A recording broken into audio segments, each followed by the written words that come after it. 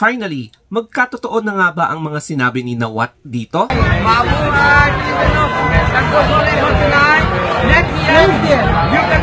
If so, bakit nandito siya ngayon sa Pilipinas? And ano nga ba ang binabalak niya?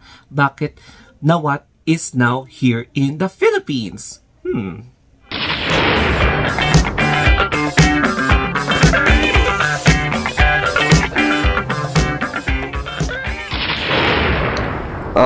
Dito natin mapapatunayan na Nawat is really here in the Philippines. And dito sa picture na ito, we're going to click. Ayan, so he is with Richelle Singson, Vice President of LCS Group. O, diba? And then, i-click natin yung kanyang, ayan. Capital of the Philippines, Angono, Rizal. O, diba? I am a TV host, actress, vlogger, recording artist, and a content creator. O, diba? So, I think, minamata niya si Herlene Budol talaga for Binibining Pilipinas. And makikita natin na I think there is something na going on.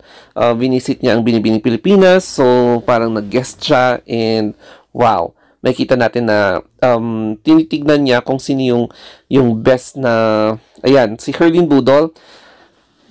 I think nakinig siya sa mga crowd na if he is going to consider her as the Philippines' next representative sa Miss Grand International 2022.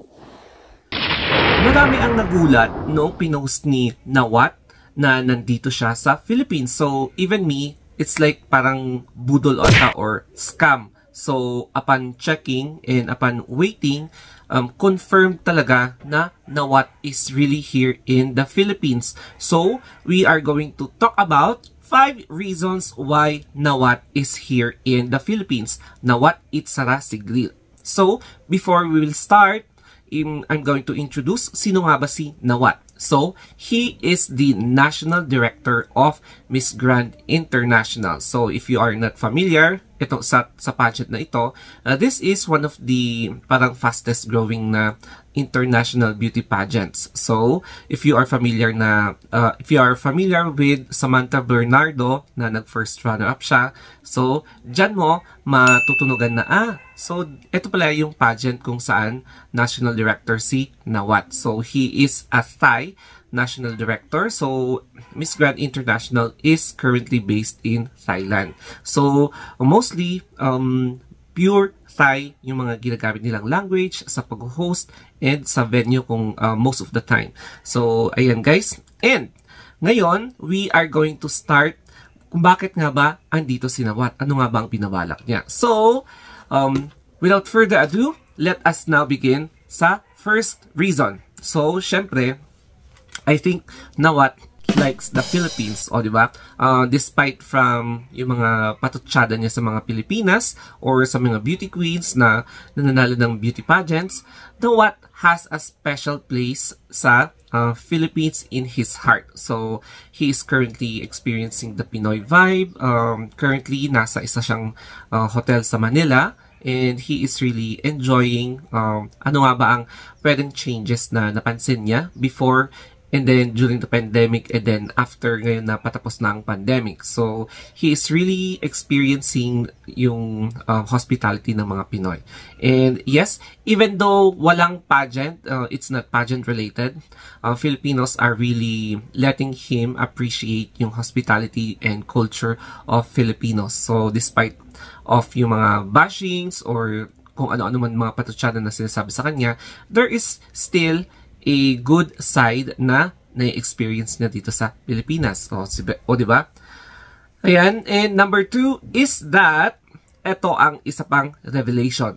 So, ang ine-expect natin na imimit niya is si Nicole Cordoves. But then, ang nagpakita sa picture is yan si Richelle Singson. So, siya ang currently na kasama niya. I'm not sure if this day or yesterday or sa other day, but you can really tell na something is really going on. So I think both parties are planning something. Malay natin kung ano nga ba itong something na to.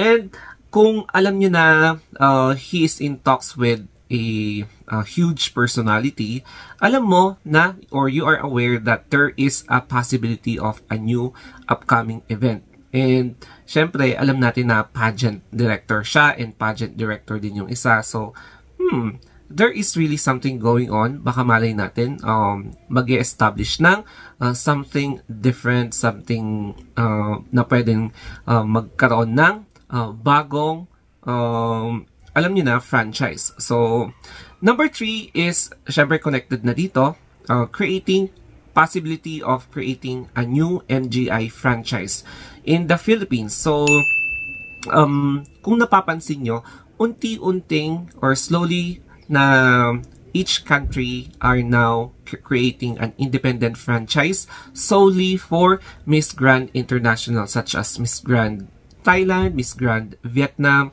Miss Grand Venezuela, mga ganon. So, I think here in the Philippines, Nawat is also trying to establish an independent franchise for Miss Grand Philippines. Kaya dati nakipaghiwalay, may announcement na MGI or BPCI will no longer be with MGI. So parang i-drop na ng BPCI ang MGI. So maghihiwalay na sila. So sorry kay Madam Stella and Nawat. O yan, may mga barriers na yung pictures nila. And syempre, I think na Nawat believes that having an independent franchise will further highlight his pageant. So, kapag magkakaroon ng different franchise, mas magko-concentrate ang franchise na ito solely for Miss Grand Philippines tsaka sa Miss Grand International. So, ganyan ang mangyayari. Similar sa Miss World, similar sa Miss Universe, and now, similar din sa Miss International, similar din sa Miss Earth. Ayan. So, parang ganun ang magiging trend din sa MGI. Ayan.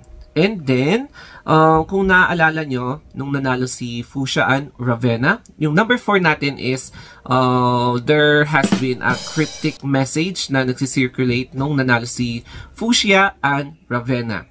And nung nanalo si Fuchsia Ann, parang may lumabas na, ayan, always Philippine na nanalo. So, I'm not sure kung legit yung picture na yan, but then, nagkaroon ulit ng parang attention sa kanya. It's because may mga posts siya about MGI. So, there will be a special announcement. May mga ganun. Nag-post siya na there will be something big that i-announce niya nung time ng coronation night ng Miss International Queen tsaka nung Miss Universe Vietnam. So, naki-share siya sa attention na nag-post siya dun sa kanyang social media account nung kasagsagan ng Miss Universe Vietnam and Miss International Queen. So, ayan.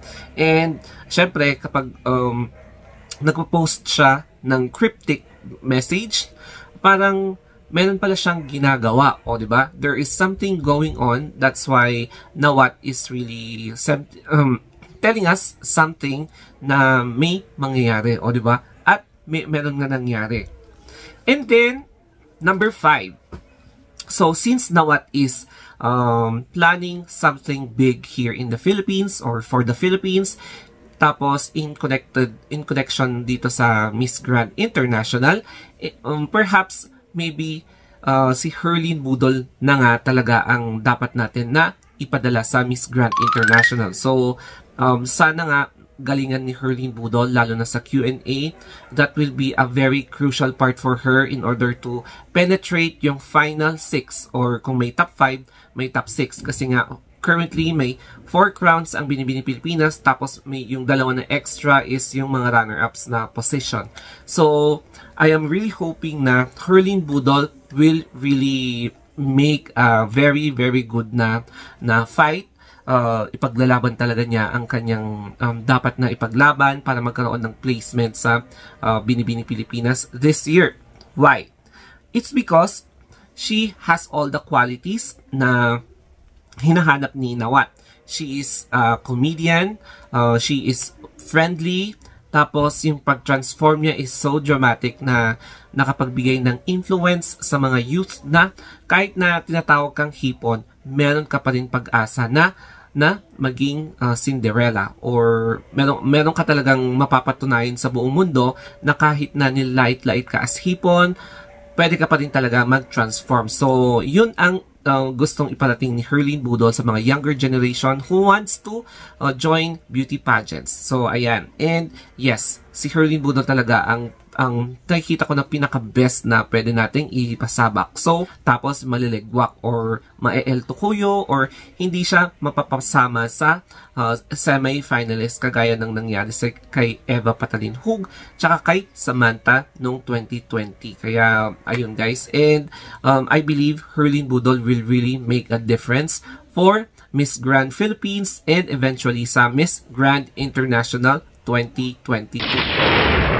In my own take sa topic na ito, we should also give Nawat a warm welcome. We should also show Nawat yung talagang hospitality experience na the Philippines can offer not only to other foreign tourists, pati na rin kay Nawat because he deserves love, he deserves proper treatment kahit na marami ang mga bashings, especially sa social media, na kung minsan ikinalulungkot din natin, it's because sometimes comments become, alam mo yon, hindi na makontrol, out of control, due to aggression, due to hatred, yung, alam mo yon, yung baklaan, yung mga very kanal na ang eksena. So, yung pagiging kanal na attitude is really very disappointing.